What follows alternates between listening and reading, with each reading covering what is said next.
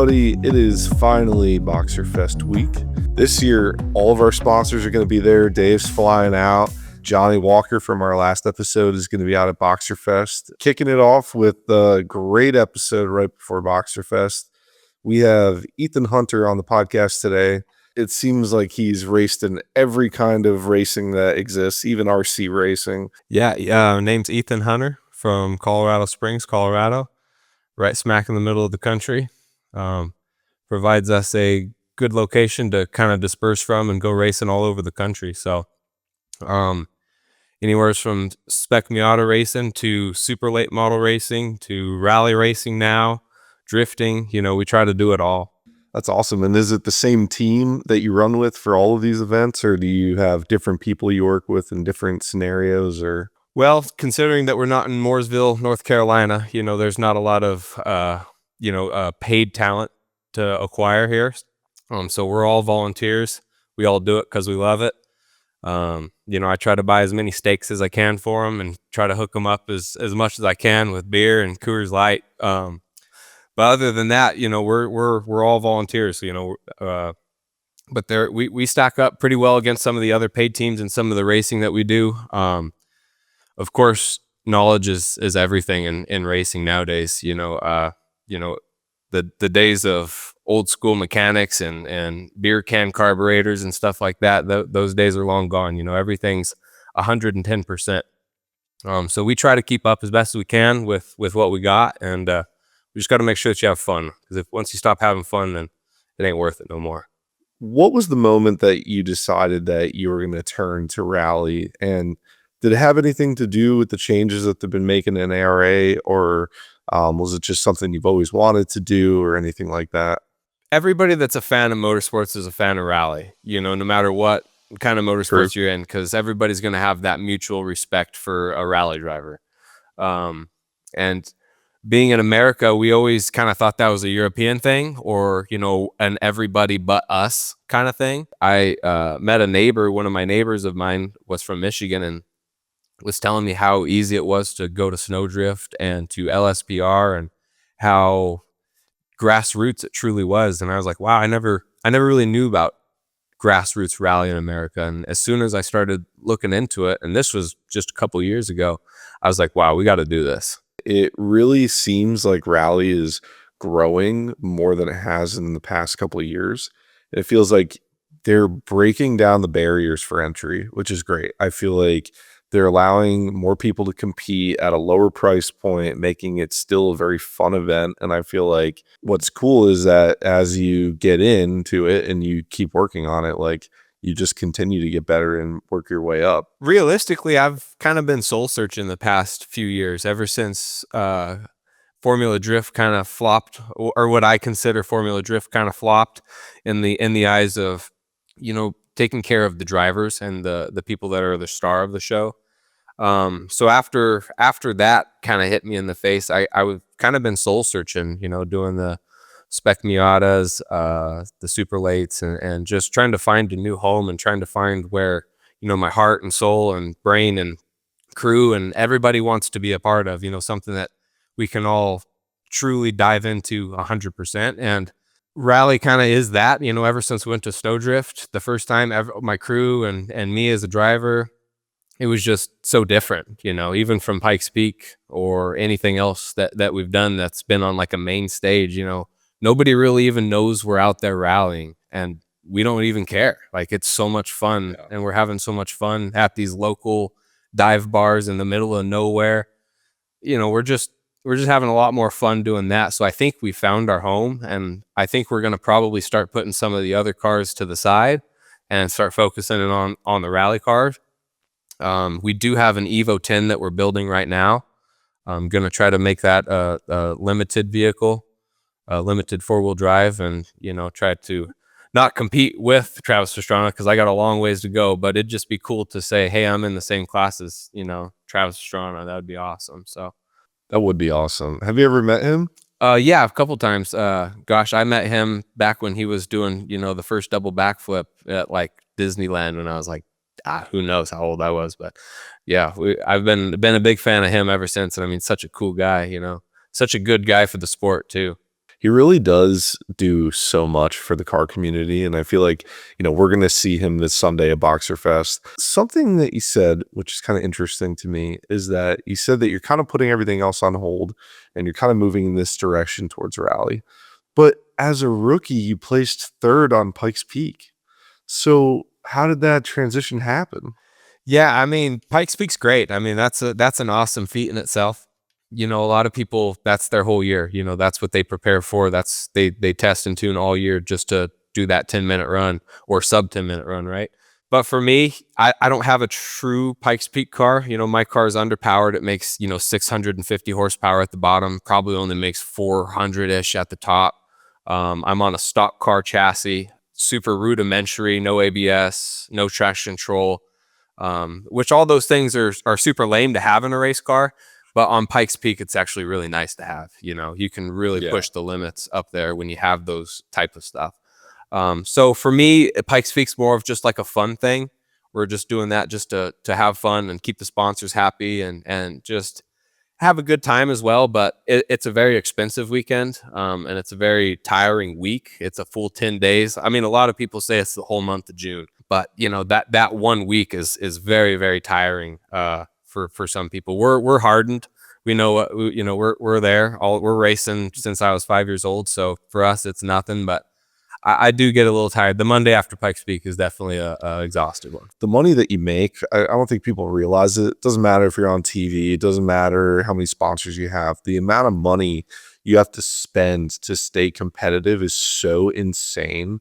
And like the second something goes wrong and you send a rod through your oil pan or something, like now you're on the clock because every race that you miss is money that you're not putting back into racing. So, I'm sure that you feel the pressure being that you're in multiple different racing spectrums and, you have all these cars that you've been trying to keep prepped and things like that. So, Yeah, I definitely drive differently because of that, and I feel like that's not always a good thing. I always find myself just trying to park the car in the trailer the way it came out and not have a bunch of work to do because we do have so many cars to maintain, and we are a low budget team, and we're all volunteers and we all have 9 to 5s all day, right? So it is kind of a negative thing in some aspects where I'm not driving at 110% like I should be because we're worried about, well, if we wreck this car this weekend, we're not going to be able to race it in 3 weeks because we got to race this other car. We were always juggling. Last year we raced like 30 something times, and for us that's just so much money and so much time and energy. I mean, we all had a great year, but now it's time to maybe focus on the rally and do all 8 nationals and really put all of our eggs in one basket. something that Dave and I have kind of started to dip into, about 2 episodes ago, we went down the rare parts train and we found WRC spare parts and some of these other websites that sell all of these WRC parts. Do you find yourself looking for things like that, or are you guys making do with what you have, or are you finding new partners to source WRC or rally parts from, or what's your situation with that? Well, on the Subaru, it seems like it's a little easier to get stuff locally, stateside.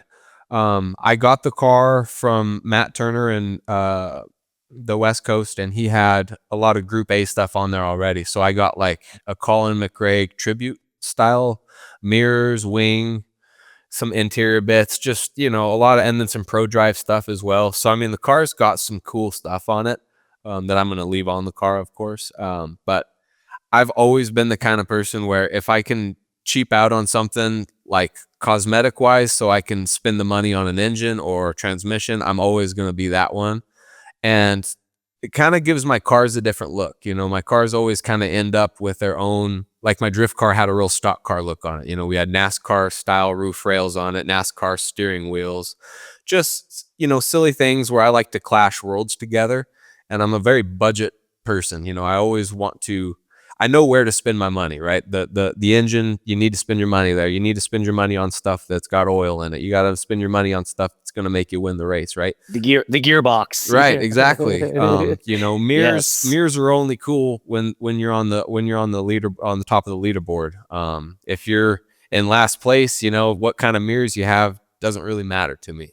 So but I I do like the style of era correct vehicles, and I do appreciate, the nice, expensive parts that people make their cars look nice with. I guess I like to look at other people's stuff more than I like to buy it myself. Let's put it that way. I've never really cared for cosmetics. I feel like if the car doesn't stop when I need it to, there's a bigger problem. Sure. So, what would you say is the one thing you prioritize in all of your race cars? Like, I know that some people are really big on brakes or, horsepower or tires. Like, what is something that you personally always need? I always preach to all my friends that are getting into it. I just nut and bolt checks. Nut and bolt checks are so huge. I mean, that's one thing that people always forget. But when you've been doing it this long, and your neighbor next door to you at the racetrack is coming in with a tie rod that's just came off, or something silly that's super important, and it's something that a crew member could catch in the matter of seconds or minutes. Other things is just regular maintenance. A lot of people they'll change their oil, but they don't change the gearbox oil, or they'll change the gearbox oil, but they don't ever change the diff once a season or something like that. For me, I'd rather use cheaper fluid and change it all the time and have fresh fluid in it than I would, spending a whole bunch of money on some high dollar oil, or something from out of state, like a Motul or something. I've always been just a Mobile One kind of guy. They have a racing one and a regular one that you can get from Walmart. I've been running that for over 10 years and never had any issues, and it's $30 for a 5 quart. My dad's been racing since he was 16 years old, and he's 60 years old now. I got engine stands and toe plates and stuff that's 3 times my age. Yeah, it's I'm very blessed to have stuff like that and have the equipment in the garage to be able to keep these cars running. You have a co-driver, correct? Correct. Yeah, we were And that using Cole. I had Cole Clements. He's like an absolute surgeon of a co-driver. I'm super lucky to have him as my first co-driver. He's the Honda HRT team. So he definitely broke me in and guided me through my first rallies, and made it so simple on me. But now he's going to be doing something next year. I don't want to spill any beans, but he's going to be doing something next year, and I got to look for a new co-driver. So hopefully within my crew I can find one, but it is a big commitment. You have to prepare a lot. There's a lot of preparation, and there's a lot of duties and responsibilities, and it's a big job. People think co-driving is just calling out notes, but it is so much more than that. So your co-driver, Cole Clements, he just won in 2025. Dude, he wins every time he's not with me. Really? Yeah. Oh my The gosh. first time we blew a motor, and we were sitting pretty good. We were in a podium for Snowdrift, and then we were like in a guaranteed podium for Rally Colorado. I had like 3 or 4 minutes on third place and had a fuel line rupture on us. When you look at drift, right, or you look at Pikes Peak, like those cars are being tested in a very specific way. But I feel like with rally, it's so insane. You're sliding, you're digging, you're just going from a dead stop to a hairpin turn. Like it's just like every corner of the car is being tested. So when is your next race? We just sent out our DMS suspension. If you're, in the rally community, you know that the DMS suspension was the affordable option for a decent set of coilovers for a rally car. Now they have went out of business, so it's hard to get them rebuilt or serviced. I have one dead shock. I sent it out to a guy that can rebuild them, and he said, "Hey, I rebuilt 3 of them, but your 4th one's dead." So if we're gonna make LSPR, maybe. If not, we're gonna definitely be ready for Snowdrift 100%. The one thing I'm sure everybody that follows our podcast would like to know is, how did you end up in this 94 Impreza? Like, what led you down this road? It was a good deal. It really was. And, with everybody that's ever bought in a car on Marketplace, when it's the one, it's the one. And, I just kind of had that vibe. Sure, it gave us a little bit of fits and had a little bit of quirks and kinks, but every car does. And it's a new experience for us and a new motorsports for us. So of course we're going to break some things and do some things that maybe weren't correct or right. So, but we learned, and now we're going to, apply ourselves on the next round at Snowdrift, which is the only one that has that much of a temperature change. So, that was mainly the big deal. We couldn't get our fans to turn on. It was so cold. It was like 3 degrees out there. The defroster wasn't working. We were cold. It was just kind of it was snowing. So it was just kind of a miserable time. The car's never been anywhere under 60 degrees. Everywhere he's ever rallied it has always been in a humid, warm climate. So yeah, definitely learned a lot with the snowdrift side of things. So we're gonna definitely bring a stock radiator and some fans that are on a toggle switch instead of turning on automatically with the tune. I think we had them turning on at like 200 and something degrees, 207 degrees, and then it would cool down in the matter of 30, 40 seconds. The thing is already down to 180 degrees, then the fans would turn off and the heater would stop working. So there's some struggles at Snowdrift. All the people that are in factory cars, they're just cruising, hanging out, heaters on, laughing, having a great time. The people that are in open cockpit, I say open cockpit because all of our wheels, all of our windows don't seal up and stuff like that. So we were all cold. You could tell which ones had good working heaters and which ones didn't. So, but we're going to be good for next year. That's not a lot of people enjoy Snowdrift because of the miles per hour is kind of lower. But for me, growing up in Colorado, I love driving in the snow. It's a hoot. So I don't care if I'm going 20 miles an hour or 100 miles an hour. It's in the snow. It's fun. What is something that you learned on your first time out doing a rally event that is probably a little bit different from the other racing that you've done, and maybe some advice for some new people entering the rally world? If you're an inexperienced driver, you need a experienced co-driver. If you're going to go in inexperienced as a driver and have an inexperienced first-time co-driver, you're going to have probably an hour penalty before you even get off the service line. That would be my main advice is, once you can become your own driver and learn ATC and time control and stuff like that, then you can bring somebody on and kind of coach them through. You definitely need somebody that's been there, done that. Because there's a lot of nuances to rally. Is it hard to get an experienced driver to agree to ride with you if you're inexperienced? I wouldn't think so. Cole was super down, but he just relied on my Pikes Peak experience, and I was like, that's not really fair for rally. That doesn't have much to do with rally. But I think there's a flood of people on Facebook on our North American Rally group. There's so many co-drivers and drivers that are always, offering their services, whether they're paid, unpaid, volunteered. Like me and Cole, I don't pay him, but I also pay his, I'll pay his ticket to get out there, because he's a really good co-driver. I want him. So whatever it takes for me to get him, I'm going to do. With any kind of normal racing, right? Like you're within the barriers and the constraints of the track. But when you're out in rally, it's a whole nother ball game. So I feel like if you're bringing in an experienced co-driver and he sees that you have a little bit of inexperience, I would think that they'd be a little bit like, okay, listen to everything I say. Like part of the co-driver's job is to either amp up the driver or slow them down. Whether they need a little morale boost or they need to say, hey man, we need to woe things down and keep our cool head. So yeah, there's a lot of jobs. They're also therapists too. My car's set up with a horn on the floor, so they're also in charge of the horn. So they got to remember to beep at all the spectators. If you had to skim a minute off your time, what is the first steps that you would take to try to achieve that? Like if you're looking at the whole build, is it something in your driving or is it something on the car? Or like, I know that trying to beat certain times is a big deal. So if you were like, man, where do I find this extra minute I'm trying to shave off? Like, where would you start? So like in road course racing or circle track racing, if you can't do it 10 times, then it's not the car. There's like a consistency issue there.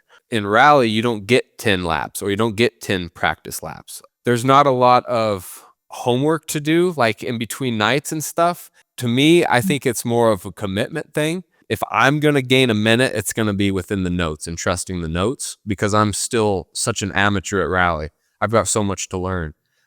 So I've got probably 2 minutes. Until I'm asking for more out of the car, then I'm not even going to ask the crew much anything.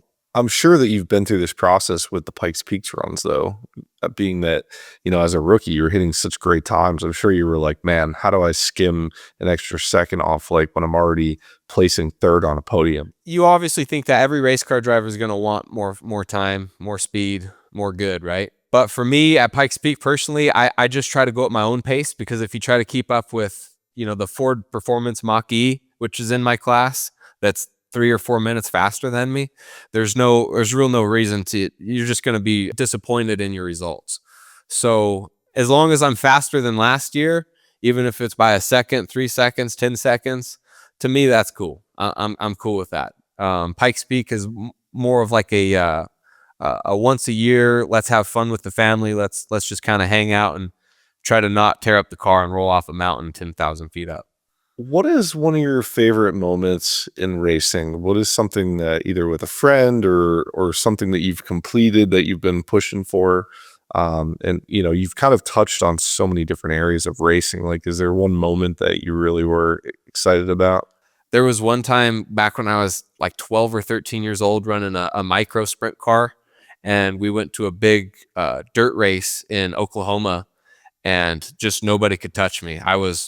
As soon as the green flag would drop, I would be a quarter a lap in front of everybody within a lap. And the car was so hooked up. I was so dialed. These grown adults were so pissed off they couldn't catch me. It was just one of those magical nights. That's a night that me and I come off the racetrack after I won the race, and my parents are crying and they were just so happy. That's definitely a memory I'll take with me forever. Gosh, I'm always looking forward. I try to appreciate the past and remember the past, but I always have so much fun at my next race. I have more fun getting ready for the next race and getting all the boys amped up and packing the trailer full of clothes and beer and race cars and parts. And, we almost have as much fun every time as the best time. I totally agree with that. I think that it's great when you are starting out and you're having all these first experiences and like these really cool races and your family's there and everything's cool, just getting to experience that. But there is something about being older and like, I remember going to car meets when I was 15 years old and I was like, wow, I can't imagine owning some of these sick cars and being able to go to some of these sick events. And like, I used to go to Englishtown and go drag race and, I'd see all these people making passes. And I was like, man, they seem so young. Like, I wish I could have a car like that. And now I'm 30 and I'm like, man, those people were a lot older than I thought. So now is the time. I feel like we're in the time frame, Dave can attest to this. We're kind of around the same age. It's like, this is the age now where like you have learned these things. You've had these experiences. Now you're able to do the big boy racing and do it with friends and have these moments. And so I think it's really cool that you have built a community around all the different types of racing that you've done. You have people that are just willing to hop in a car with you and go after it. And I think that it takes a certain kind of person too to get people to rally around them. And I think that the success that you've seen has really drawn people to you. And so I think that's a really cool aspect of your racing is that you're not pushing for, I need the best driver, I need the best time. It's like, you're like, let's go just make a weekend of it and see what happens. Let's go learn something. Like, let's go hit the track and see what we can do. So You found real racing. Right. Old school racing. It's not about who's the fastest. Racing doesn't encapsulate that. If you boil racing down to who's the fastest and who won and gets to hold up the trophy, at the end of the race, then you've missed the point. Right. That's saying only one person had fun that weekend. And just because they came in dead last, it doesn't mean they had the least amount of fun. Right. That's a misunderstanding that people have, I think, from the outside. what are like 3 goals that you have that would really make it a killer season for you? Bonfire Alley is like #1 on my bucket list for next year. So if I don't make it to Bonfire Alley, I'm going to be super bummed, but I'm going to keep going. So Bonfire Alley looks like the depths of hell, but it's snowing and there's drunk Michiganders and there's flamethrowers and there's just an abomination of fireballs, and it's just a crazy sight to see. I just couldn't get myself to go to Bonfire Alley last year after we blew up the motor to spectate because I got to see it from inside the car. I can't see it from outside the car. It's definitely worth the YouTube search, Bonfire Alley. You'll find it. I don't know if it's the highest spectator area, but I know they had about 1,000 people in there last year. So if you can imagine 1,000 people with bonfires and alcohol and gasoline, every car that comes by, they're pouring a gallon of gasoline on these bonfires. And, you know, I imagine you can feel the heat inside the car. A second goal would to just be hit that halfway mark, you know, hit that 4th rally, you know, 4 out of 8, and know that you're at that halfway point. And I'd really like to get the national championship. And in my NA class, there's not a whole bunch of people that run the NA full schedule, but I'm going to do it anyways and just see if I can maybe corral some people to jump on board for next year. Because I really like the NA class. I think the flat sixes in these GCs and GD cars are super wicked, and they sound awesome. They make plenty of power, and there's no restrictor plates. I mean, the flat 6, I feel like it's just something, Dave, we keep coming back to this in this podcast. Great engine. Every time we come back to the flat 6, there's nothing bad to say about it. It's just such a killer engine. And I feel like people have just played with them so much and found that like they're super reliable. You can build them, you can work on them. They're great. Again, everybody likes a turbo Subaru, right? Like everybody thinks, you know, if I'm going to rally, I'm going to just have that, you know, in my back pocket. I want to enter that class. And it's like the fact that you're sticking in NA and you're going old school is like such a cool way to take this and run with it. From an NA standpoint, it's kind of unmatched in certain regards. It's just an absolute powerhouse. It's definitely meta. I hope they don't add a lot of weight, you know, because right now I think they're only 45 kilograms heavier to have the flat 6 over a flat 4. So, you know, hopefully they don't add that up to 100 kilograms or something crazy, but we'll see. Right now it's the meta. Do you have anybody in mind as your co-driver this season, or are you still on the hunt? Well, I got a couple guys on the crew that are willing to, but it is expensive. If we can't figure it out financially or schedule-wise with everybody's work schedules, I'll probably end up finding somebody online on Facebook that can hopefully do most of the 8. If you could have a dream co-driver for one stage, who would you go with? Gosh, let's see here. Probably Bam Margera. That would be, wow. Yeah, that would be such a sick race. Yeah, that would be a good one. That'd be a really cool one. Yeah, I always liked watching. Yeah, he was always a favorite of mine when I was growing up. You know what's funny is I love Bam Margera, and being that I live right on the PA border, Yeah, I know so many people that have met him or have been to his house or know who he is, and it's like, you know, the turn he's taken now is like a little different, but it's back sad. then it was like crazy. You would hear people all the time in the neighborhood being like, yeah, I saw him drive by or whatever. You know, it's like, I used to go to FDR all the time in Philly, and it was kind of a regular thing. And even before he got famous with the whole Jackass thing, it was just, you know, he was just a skater. I saw that you're also into RC cars. well, at the quarter midget tracks, I started racing quarter midgets at like 5 years old. That's like a kid's go-kart that you race on a small circle track. We would all race our RC cars after the races, and that's kind of one of the things that where I started with RC cars was back then racing them on our quarter midget track, and we would tear up thousands of dollars worth of RC cars every Saturday. Then I started racing RC cars probably about 3 or 4 years ago, just because I do auto hail repair as a living, and it doesn't always hail in Colorado, or at least in my area. So sometimes I travel out of state to go do my job, and I got to race something.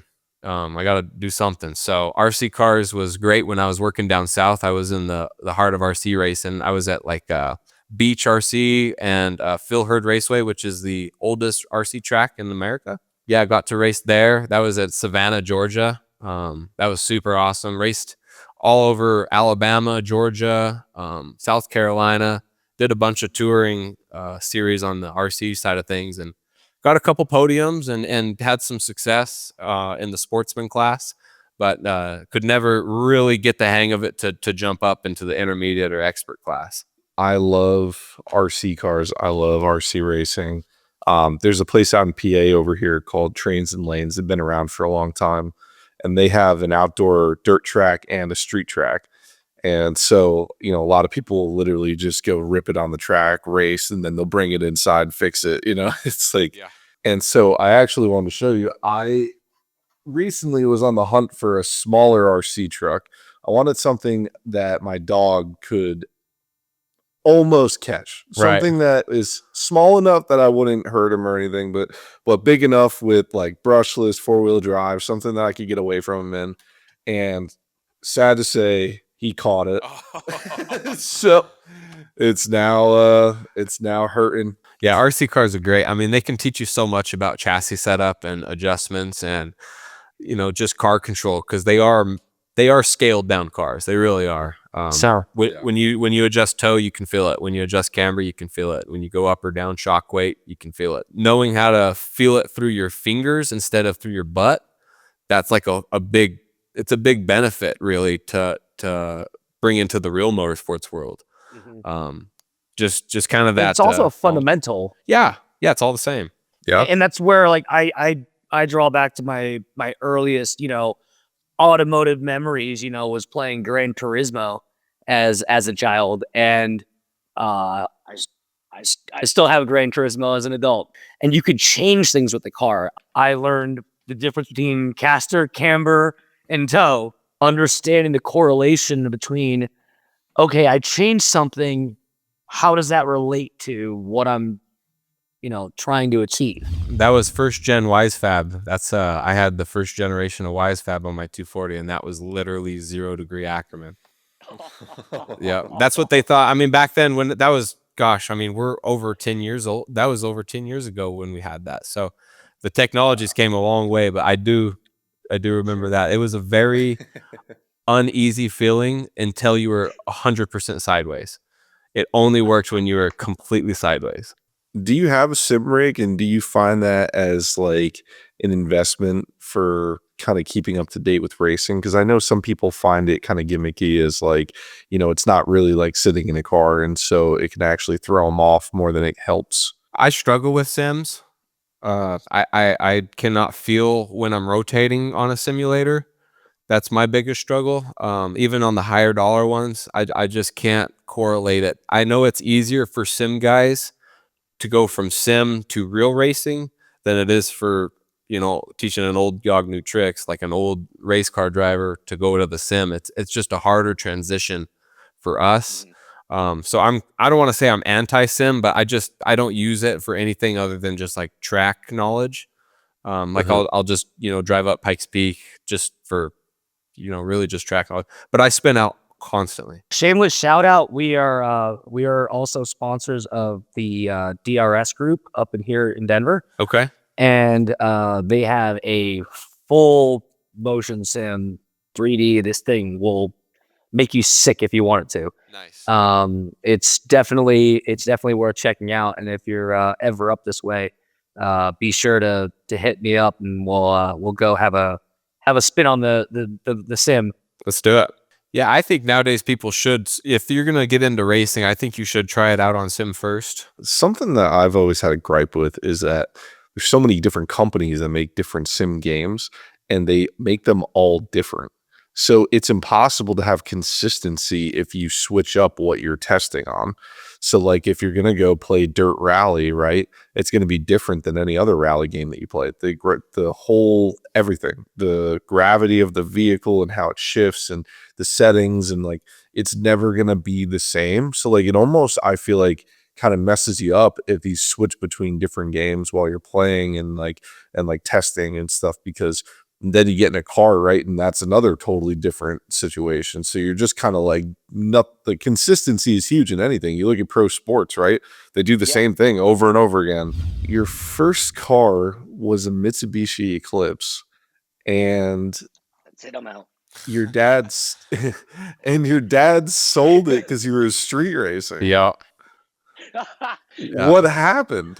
What a story. I Okay. was 14 years old, and Okay. I begged my dad to get me my first car early so we could start working on it and, getting it ready for the street when I turned 16.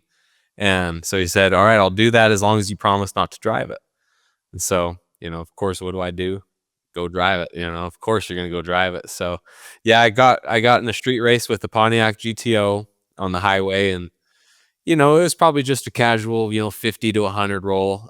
But for my sister, who I had in the car at the time, that was like the craziest thing she's ever done. She thought that we were going to die and people were going to die. There was just, the whole world was on fire for her. So as soon as we got back, she said she wasn't going to tell my dad. I said, okay, cool. So we parked the car in the garage, and, the next day I knew something was off. And then the car's going down the street. I said, yo, what's going on with my car? And they said, you ain't gonna be street racing no more. And I knew the jig was up. So yeah, I had to wait. And then I got a 1988 GMC 1500, and that was my truck for a long time. I had a friend of mine who had a plum crazy Dodge Charger that, same thing. He was super young. His parents gave it to him, and he's racing a 350Z, and 350Z was faster, and he got caught.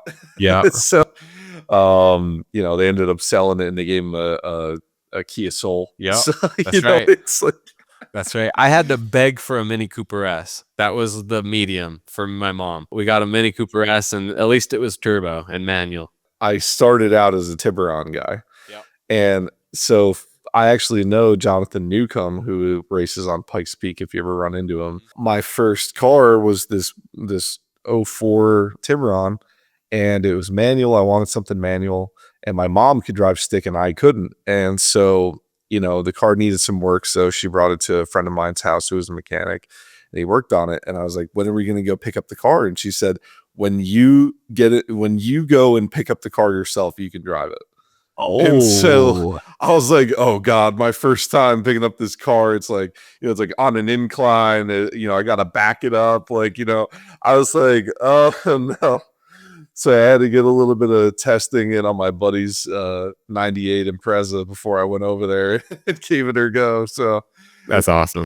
I love that car, man. It was a shame. I gave it to I ended up selling it, and the kid I sold it to T-boned it, and I just was like, no. As car guys, we all have those few that it's like, oh man, I can't believe I sold that. Yeah.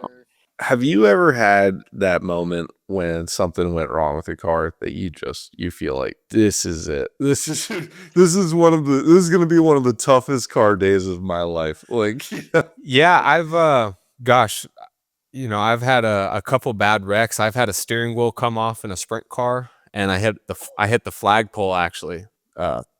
Yeah, thankfully I was young at the time and flexible. I don't know how well I would have took that impact today. But that was an 80-mile-an-hour impact to one of them giant flagpoles, holding up probably one of them 40, 50-foot flags. So it was a stout pole that didn't move at all. And this was right when Hans devices were starting to become popular. So thankfully I had a first generation Hans. That's how long ago it was. So yeah, thankfully I had that on. And after I hit it, I asked my parents, because they came up to make sure I was okay. And I said, is the car okay? Can I finish? And that was just the worst wreck I've had. Other than that, I mean, I've blown up some motors to where it's just, as soon as it's happening, you can hear it coming. They always sing their last song the loudest. Yeah. And then after that, they just come apart. So I've definitely had a couple engines come apart, and it's catastrophic, and you feel like you're the littlest man on the world when that's happening. But you get over it. They're just motors. I had a 98 Blazer at one point. This thing was like big chrome wheels, chrome grill. This car was a menace, man. Like I had one of my first dates I went on in this car. The heater core was leaking, and she left her purse down in the wheel well when we went in to see this movie. And when we came back, her purse was full of coolant. So she just takes it and dumps it out. I was like, this is over. So, Oh my gosh. Did you get a second date? No, I didn't. No second date. That was a rough one. I ended up skidding off the road in this truck, and I hit a telephone pole, snapped it in half. There's a picture of it. Oh gosh. Yeah, man. It was a bad wreck. I just remember that I lost traction because I think it had these big rims on it with like these skinny tires, and I just remember the rear end sliding out, and I just heard bushes, and then boom, it was like hitting a brick wall. People are more inclined to have an accident within a 5-mile radius of their house. So if you're riding a motorcycle, be cognizant that you may be riding around with other cars that are within that 5-mile radius of their home, and they are just not seeing you. And there's been a lot of psychological studies that have proven they see that same intersection every day, the same time every day, and there's never a motorcycle, but there's a motorcycle that one day, their brain just erases you. Yeah, you're just driving on cruise control mentally. Exactly. Yeah. Exactly. We all do it. Yep. I wanted to show you guys, this is the pole. Something I learned about this experience is that if you hit a pole, the town makes you pay for it. So, so that pole right there, I own. It was $2,000. Oh, And I own it. It was not cheap. that's funny you say that. There's a lot of people with Pikes Peak bills still, because if you wreck on Pikes Peak, you're required to pay for that. I think every guardrail's $5,000 or so, I think, for each Well, total guardrail. I've heard some clarification to that. It's subjective, so it depends on what or how much you hit. Okay. So if you just kind of clip the corner edge of it and they only have to kind of replace the end segment, it may not very well be $5,000. Like I've heard some numbers that are more in, let's say, the $1,200 range, Right. on the lower end. And that's, one thing with the rally that I've never done before is I'm doing a seat pour for my back, because that's one thing I want to keep racing. So I don't want to go out there and oversend a jump and blow my back out. So we got a seat pour kit from HMS Motorsports out there in North Carolina. They just sent us it's a do-it-yourself kit. So Alex Gelsomino, he just broke his back with Connor, and now he's making one himself. So I think it's a super smart thing for everybody in rally to do. The sprint car guys do it religiously because they're constantly flipping and landing on straight frame rails.